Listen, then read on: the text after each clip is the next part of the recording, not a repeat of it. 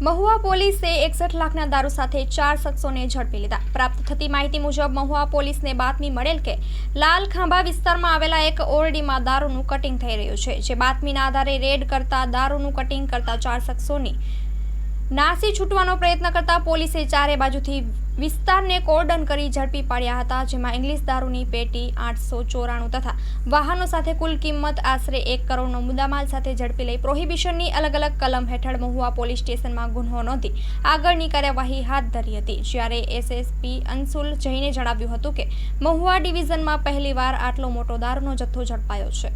Story report by Anil Gohil, Bhavnagar.